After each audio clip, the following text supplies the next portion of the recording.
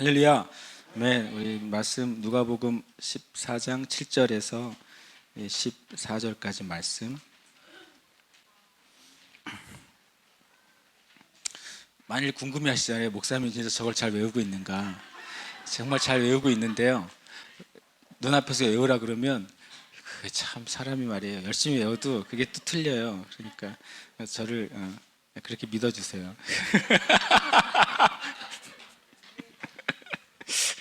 같이 함께 말씀 읽겠습니다. 청함을 받은 사람들이 높은 자리 택함을 보시고 그들에게 비유로 말씀하여 이르시되 내가 누구에게나 혼인잔치에 청함을 받았을 때 높은 자리에 앉지 말라. 그렇지 않으면 너보다 더 높은 사람이 청함을 받은 경우에 너와 그를 청한 자가 와서 너더러 이 사람에게 자리를 내주라 하리니 그때 내가 부끄러워 그 자리로 가게 되리라. 청함을 받았을 때 차라리 가서 그 자리에 앉으라. 그러면 너를 청한 자가 와서 너더러 버시어 오늘날 앉으라 하리니 그때야 함께 앉은 모든 사람 앞에서 영광이 있으리라. 무릇 자기를 높이는 자는 낮아지고 자기를 낮추는 자는 높아지리라. 또 자기를 청한 자에게 이르시되 내가 점심이나 저녁이나 베풀거든 벗이나 형제나 친척이나 부한 이웃을 청하지 말라. 두렵건대 그 사람들이 너를 도로 청하여 내게 갚음이 될까 하노라. 잔치를 베풀거든 차라리 가난한 자들과 몸 불편한 자들과 저는 자들과 맹인들을 청하라. 그리하면 그들이 갚을 것이 없으므로 내게 복이 되리니 이는 의인들의 부활 시에 내가 갚음을 받겠음이라 하시더라. 아멘. 할렐루야. 아멘. 환영하고 축복합니다. 아까 예배 드릴 때 우리 영수 집사님이 이렇게 서로 허깅하고 이렇게 사랑해 주라고 하셨잖아요. 저는 이 뒤에 있어서 여러분이 어떻게 서로 허깅하고 사랑해 주는지를 잘 몰랐는데 잘 되십니까? 저는 이제 저희 가정에 저 말고 4명에게 이제 허깅을 해주려고 해요. 근데 반응이 재밌어요. 사모님은 제가 하도 하니까 이제 알아서 그냥 받아주시고, 그다음에 이슬이는 달려와서 안기고, 수아는 머리 위로만 안겨요. 고림은 반응이 약해요. 제가 많이 못 안아줘서 우리 자녀들을. 근데 제가 지난 금요일 날 우리가 기도할 때 이렇게 제가 이런 기도를 하고 있더라고요. 제가 우리 하나님 우리에게 성령으로 충만하게 달라고 우리 저녁 금요일 이게 기도하는 시간이 있었잖아요. 요즘 하고 싶으면 많은 시간 성령 충만을 구하고 싶어요. 되게 매 시간마다 주님 제가 성령으로 충만하게 해주시고 우리 교회가 성령으로 충만하게 해주시고 뭐 둘이 모였든 셋이 모였든 가정교회로 모이거나 또 형제자매들이 교제로 모였던 그 자리가 성령 충만하게 해주세요. 계속 더 많이 구하고 싶어요. 그 성령 충만을 그날 또 구했지 않습니까? 구하는데 제가 뭐라고 기도하고 있냐면 주님께 어, 하나님 저를 안아주세요라고 기도하고 있더라고요. 제가 이렇게 기도했어요. 아주 저의 낮은 수준으로 내가 저희 이제 사모님을 딱 안으면 제 기분이 되게 좋거든요. 사람을 안으면 기분이 좋잖아요.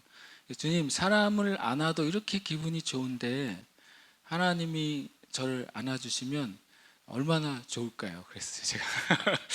사람끼리도 이렇게 안아서 체온이 전달되고 영수 집사님에게 안는 법을 작년에 배웠잖아요.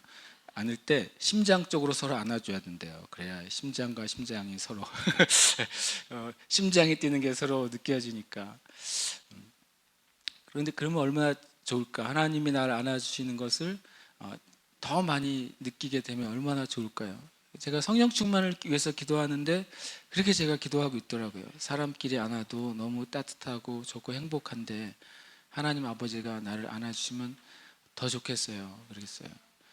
뭐 그날 안아주신 느낌 별로 못 받았어요.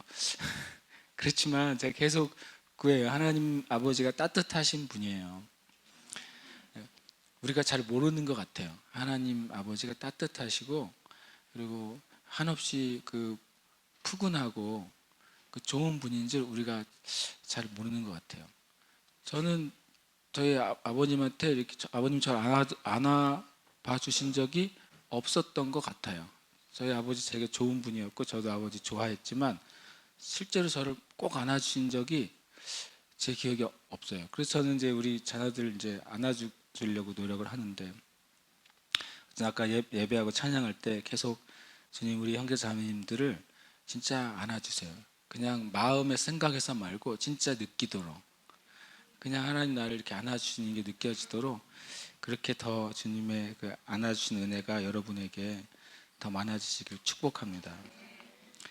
오늘 말씀은 이제 두 개의 이야기잖아요. 4장 7절에는 청함을 받은 사람들이 높은 자리를 다 택해서 앉고 있는 것을 보셨어요. 근데 그 전 이야기가 뭡니까? 주님이 청함을 받으셔가지고 바리새인의 그 리더의 집에 들어갔는데 거기에 수종병 든 사람, 고창병, 부종 든 사람이 앞에 있었잖아요. 그래서 예수님이 안식일에라도 이 병을 고쳐주시는 것이 가하냐 안 가하냐, 그 바리새인들의 그 종교적인 그 악함을 주님께서 그렇게 꾸짖으시고 그 수종병 든 사람을 고쳐주시잖아요. 놀라운 기적이 있는 자리예요. 그렇죠. 지금 수종병 든 뚱뚱했던 물이 몸에 가득 차가지고 괴롭고 정말 인생이 행복하지 않았던 그 사람이 예수님의 기도를 받고 그 사람이 그 짧은 사이에 그 병으로부터 해방됐어요. 그런데 사람들이 뭐 하고 있는지 아세요? 오늘 보니까 청함을 받은 사람들이 같은 날 같은 장소에 있었던 스토리예요. 14장은 뭐 하고 있어요? 그 순간에도 높은 자리를 찾아서 앉고 있어요. 유대인들의 그 잔치 자리에는 안어가 있는 자리, 영광이 있는 자리, 사람들에게 높임받는 자리가 있단 말이죠. 그 자리를 서로 눈치 보면서 그것을 찾고 있는 것을 예수님이 보신 거예요. 참 우리가 그래요. 우리가 아십니까? 우리가 교회에 왔는데 우리가 다른 형제 자매에게 관심이 많지 않아요. 그러니까 어떤 형제 자매는 일주일 동안 너무 많은 그 믿음의 도전과 고난을 받고 주일날 올 수도 있잖아요. 그렇죠? 또 어떤 사람은 마음이 상한 상태로 올 수도 있어요. 어떤 사람은 하나님이 일주일 동안 큰 은혜를 베푸셔서 기쁨과 감사함으로 올 수도 있어요. 우리가 교회에 왔을 때 우리가 자기에게만 집중해요. 지금 한쪽에서는 병든 자가 있고 주님이 치유해 주셨는데 이 어떤 사람들은 좋은 자리를 찾아 앉기에 바빠요. 그래서 이 장면을 보면서 이거 너무 아이러니하다. 이 한 장소에 있었던 스토리인데 너무 아이러니하다 이런 생각을 가졌어요. 7절에서 11절은 청함 받은 손님에게 주님이 주시는 메시지예요. 그때는 우리가 손님이에요. 그렇죠? 그런데 12절부터 14절은 청한 자에게 대한 주인으로서 주인인 입장에서 있는 우리에게 주님이 메시지를 주시는 거죠. 그래서 두 개가 같은 자리에서 주님이 한 상황에서 주신 메시지이지만 반대의 경우를 보여주세요. 제가 오늘 말씀의 제목을 주인과 손님이라고, 우리가 주인일 때도 있고 손님일 때도 있다고 말씀하시죠. 근데 제가 7절에서 11절을 계속 묵상하다가 이 특별히 7절에서 11절의 주제가 뭘까? 주님 무슨 얘기하고 계실까? 이게 되게 궁금했어요. 여러 말씀을 우리가 느낄 수도 있는데 제가 깨닫게 된 건 뭐냐면 이것은 영광에 대한 진리예요. 10절에 보시면 이렇게 돼 있어요. 그때야 함께 앉은 모든 사람 앞에서 뭐가 있을 것이라, 너에게 영광이 있을 거래요. 그때야라는 단어가 참 저한테 다가왔어요. 그때 이전에는 영광이 없어요. 그런데 어떤 상황이 지난 다음에는, 어떤 상황이 조건이 충족된 다음에는 그 사람들에게 영광이 있을 거라고 말하는 거예요. 그래서 제가 뭘 느꼈냐면 청함을 받은 청하신 주인 하나님이시잖아요. 그분의 마음이 뭔지를 제가 알았어요. 하나님 아버지께서 이 땅에서는 교회로, 주님의 몸된 교회로 사람들을 초청하시잖아요. 그리고 이 땅의 삶이 다 끝난 다음에는 하나님 아버지께서 영원한 천국으로 우리를 초청하시잖아요.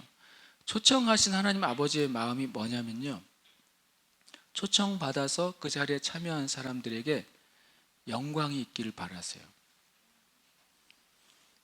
영광을 주시기를 바라세요. 여기 있는 여러분에게도 주님이 영광을 주시기를 바라십니다. 그런데 정작 청함을 받은 이 땅의 그리스도인들의 반응은 영광을 받을 수 없는 상태로 있는 거예요. 참 제가 그렇구나. 하나님은 우리를 청하시고 우리가 영광 받기를 원하세요. 그런데 하나님은 그 영광 받는 것이 낮은 자리로부터 시작된다고 우리에게 가르치시는 거예요. 스스로 높게 여기기 시작할 때 영광은 사라집니다. 교회 안에 때때로 스스로 높아지기를 원하는 마음으로 우리가 많을 때가 있어요. 그럴 때 영광은 떠나갑니다. 자신을 알아주기를 원하는 마음이 우리에게 있어요. 저 같은 목사가 더 위험한 사람들이죠. 만약에 교회에 있는데 교회에 온 형제 자매님들이 목사님을 별로 존중히 여기지 않고 목사를 별로 잘 대해주지 않을 때 목사들이 되게 자존심이 상할 수 있어요. 그게 영광이 사라지는 길이에요. 자존심이 사라지면 영광이 사라지게 돼요. 주인이 초청했잖아요. 그러면 청함을 받은 사람이 제일 첫 번째 관심은 누구여야 됩니까? 자기를 초청한 사람이어야 돼요. 그죠? 제일 일의 관심은 자기를 초청한 그분에 대한 감사와 예의와 존중을 표해야 돼요. 그런데 이 사람들은 와서 초청함을 받았을 때 높은 자리, 영광을 받을 만한 자리를 먼저 찾기 시작하는 거예요. 종교적인 신앙이 뭐냐? 그것은 하나님 앞에 나와서도 사람을 보고 자리를 보는 거예요. 하나님 앞에 나와서도. 하나님이 지극히 크신 분임에도 불구하고 하나님 앞에 나와서도 자기가 인정받고 싶어요. 교회에 와서도 자기가 인정받고 싶어요. 그게 우리의 종교적인 신앙의 모습이에요. 또 종교적인 신앙은 하나님 앞에 나왔는데도 불구하고 예수님을 보지 못해요. 자기를 정말 초대하신 예수님을 보지 못해요. 사람들의 시선에 더 관심이 있어요. 그래서 나의 자리, 나의 목적, 나의 주장만 보여요. 그래서 나를 안아주지 않으면 언제든지 교회를 떠날 수 있어요.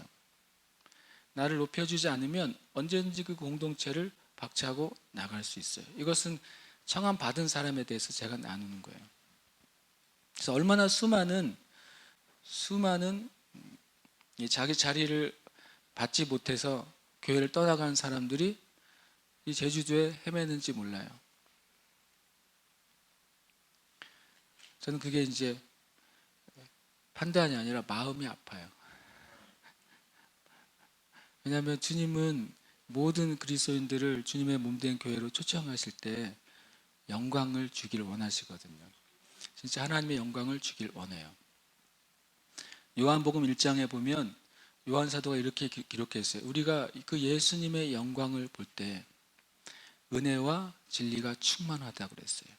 영광 안에는 하나님의 은혜와 하나님의 진리가 충만해요. 그래서 그 다음에 또 요한이 뭐라고 합니까? 우리는 그 예수님으로부터 그것을 계속해서 한량없이 받는다라고 말했어요. 하나님이 교회에 있는 모든 형제 자매에게 영광을 주기를 원하시는 것은 교회에 있는 모든 그 자매들에게 하나님의 은혜가 가득하게 되기를 원하시는 거예요. 하나님의 진리가 가득하게 되기를 원하시는 거예요. 성경에서 하나님의 은혜라고 하는 말에는 모든 좋은 게 다 있다고 보시면 돼요. 여러분과 제가 생각하는 영적인 모든 좋은 것, 그리고 육적인 모든 좋은 것은 하나님의 은혜에 속해 있어요. 근데 하나님이 교회에 나와 있는 모든 사람들에게 영광을 주시기를 원하고 그 은혜 받기를 원하시는데 실제로 우리가 잘 받지 못하는 이유가 있다면 그 자리에 있지 않아서 그래요. 주님은 분명하게 주기를 원하시는 거죠. 8절과 9절에 보면 이런 말이 나옵니다. 네가 청함을 받았을 때 높은 자리에 앉지 말라 그래요. 그 차라리 가서 낮은 자리에 먼저 앉으라고 말씀하시는 거예요. 교회와 또 하나님 나라의 영광은요, 스스로 결정하는 것이 아니라 청한 분이 결정하는 거예요. 그렇기 때문에 혹 우리가 영광단 자리에 가더라도 그것이 자기의 영광이라고 착각하면 안 되는 것입니다. 제일 부담스러운 자리가 교회에서 어디겠어요? 이 자리죠. 저는 엄청 부담스러워요, 정직하게. 엄청 부담스럽고, 어떤 날은 그렇게 기도한 적도 있어요. 다른 사람을 좀 담임 목사로 세워주시면 우리 한가 자매 중에 좋겠어요. 그것도 나쁘지 않겠어요. 제가 기도한 적이 있어요. 여러분과 저에게 주님이 정하신 자리가 제일 좋은 자리라는 것을 우리가 진짜 믿게 되면 진짜 하나님의 영광을 보게 될 거예요. 저는 개인적으로 토마스 아켄피스라는 그 수도사를 참 좋아해요.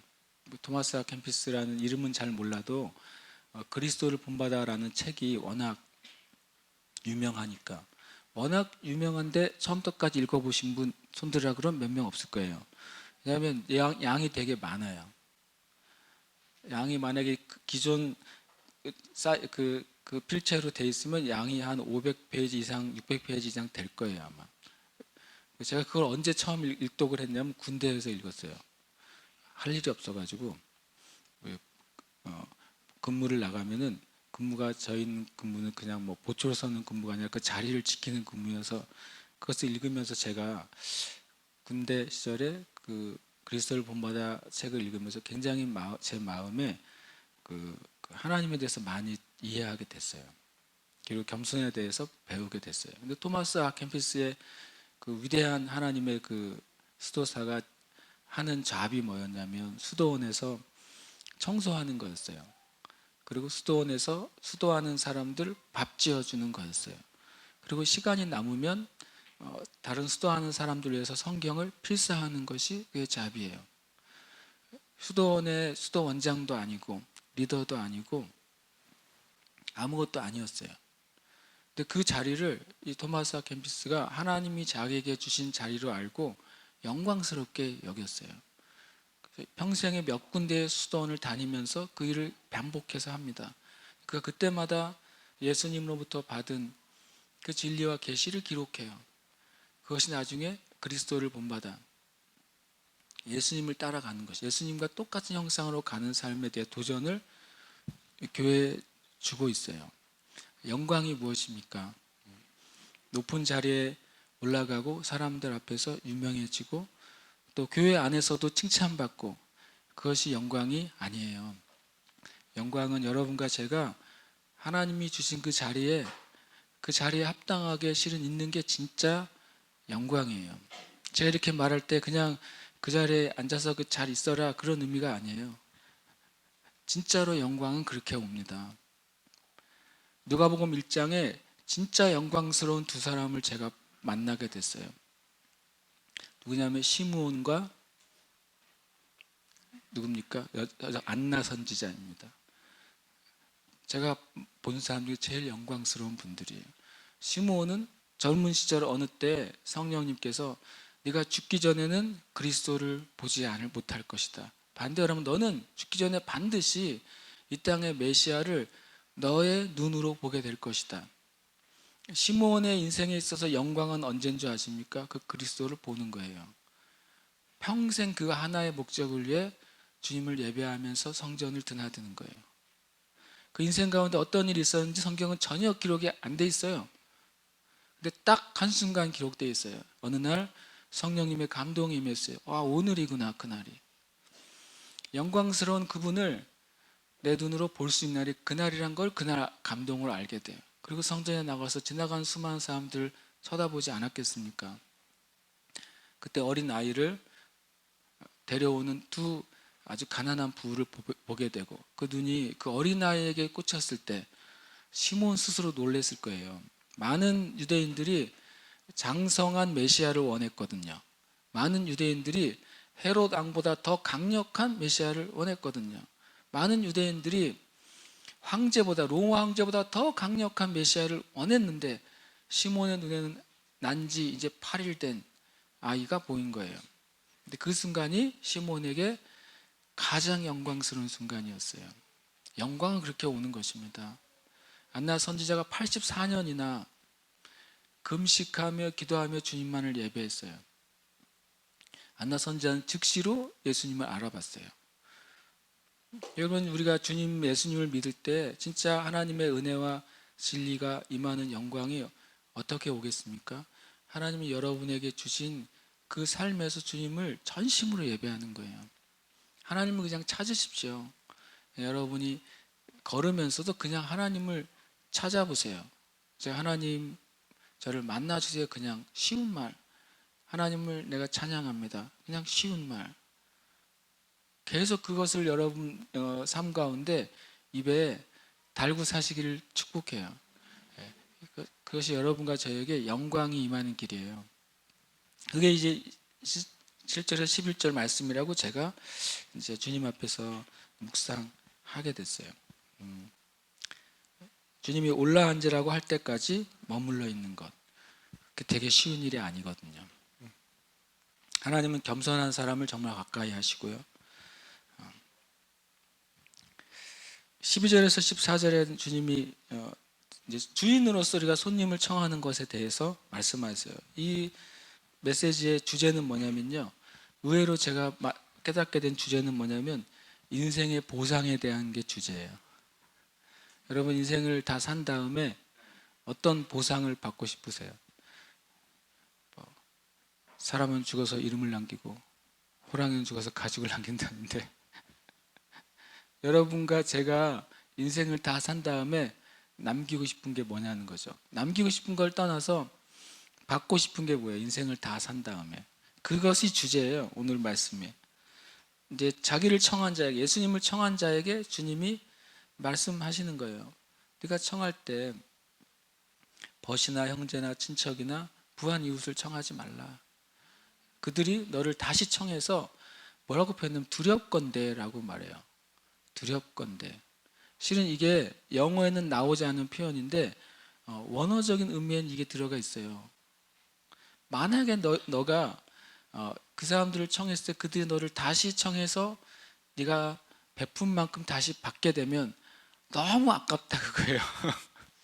기회를 놓쳤다 그거예요. 진짜 인생의 보상을 받을 절호의 찬스를 놓치게 되는 거라고 말씀하시는 거예요. 인생의 보상에 대한 진리입니다. 그리고 이것은 또 재림에 대한 진리예요. 주님이 뭐라고 말씀하신 14장 14절에 의인들의 부활시에 라고 말해요. 성경에서 본 부활이 한 방에 일어나지 않죠. 첫 번째 부활은 예수님이 첫 열매세요. 그 다음에 하나님 안에서 자는 자들이 먼저 부활돼요. 그것이 의인들의 부활이에요. 하나님 안에서 자는 자, 그것이 의인들이 부활됩니다. 그 다음에 나머지 모든 사람들이 부활됩니다. 이것이 성경에서 말씀하시는 부활에 대한 순서예요. 그래서 의인들의 부활 시에 그때 뭐라고요? 네가 하나님께 받겠다고 그랬어요. 여기 주제가 안 나오죠. 네가 갚음을 받겠습니다. 근데 누구한테 받겠다는 얘기가 여기 나오진 않아요.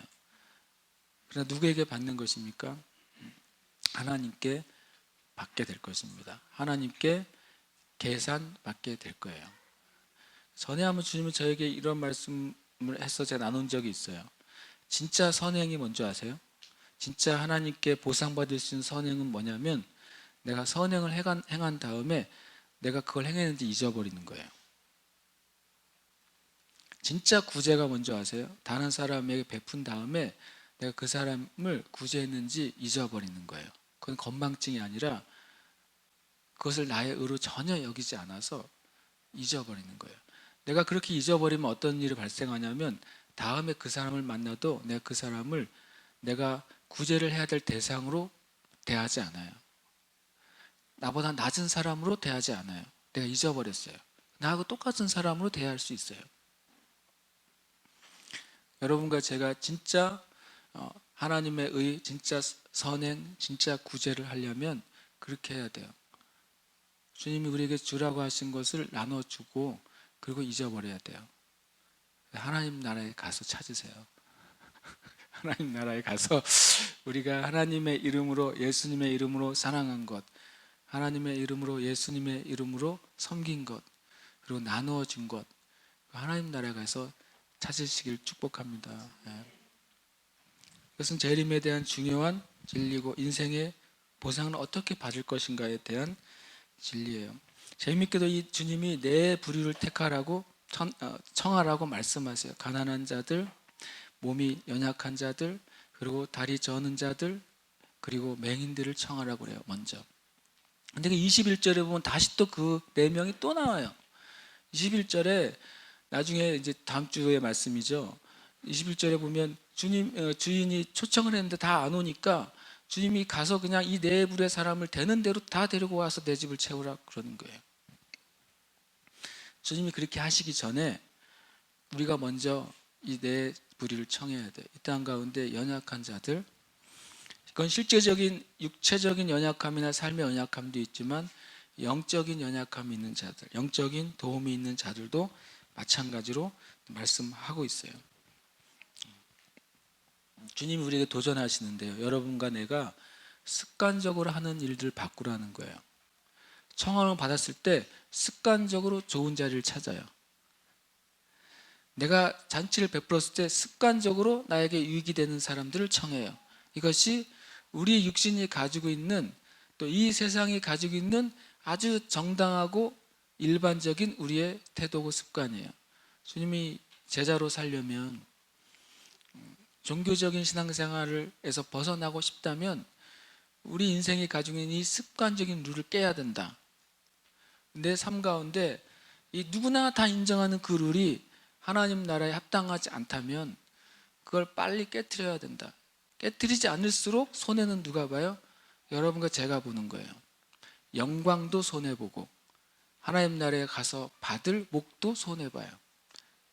너무너무 중요한 진리입니다. 주님이 계속해서 그 말씀을 하시는 거예요. 하나님은 우리에게 하나님을 만났을 때, 여러분과 제가 인생을 다 마치거나 아니면 주님이 이 땅에 우리가 살아있을 동안에 오셨거나 그랬을 때 주님이 원하시는 것은 뭐냐면 보상해 주기를 원하세요.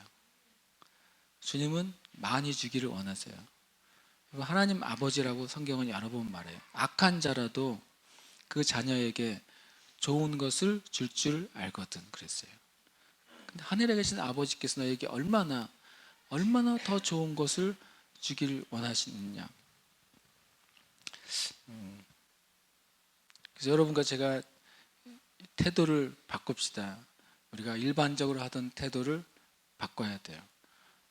다시 말씀드리면 이거 바꾸면 진짜 수지 맞으실 겁니다. 진짜 수지 맞을 거예요. 하나님 앞에서 제일 좋은 것을 얻는 삶을 이 땅에서도 살 것이고 영원한 하나님 나라에서도 살 거예요. 기도합시다 우리.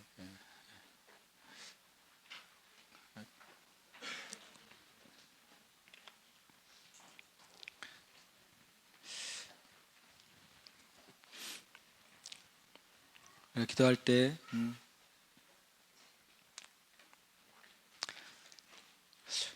회개했으면 좋겠어요. 왜냐하면 저도 회개해야 되겠어요.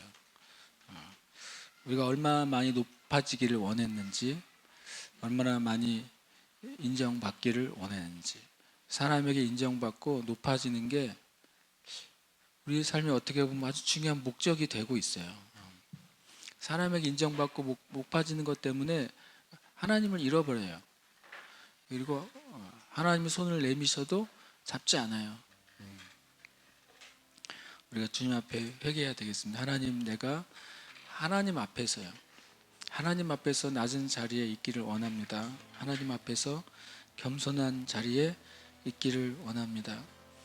주님의 몸된 공동체 안에서 주님, 내가 높은 자가 되기를 원하는 것보다 섬기는 자가 되기를 원합니다.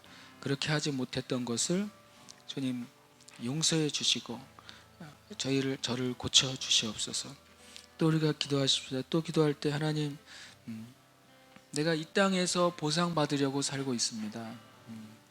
이 땅에서 보상받으려고 의를 행하고 이 땅에서 인정받으려고 의를 행하고 있습니다. 주님, 저의 이 미련한 생각을 고쳐주시옵소서.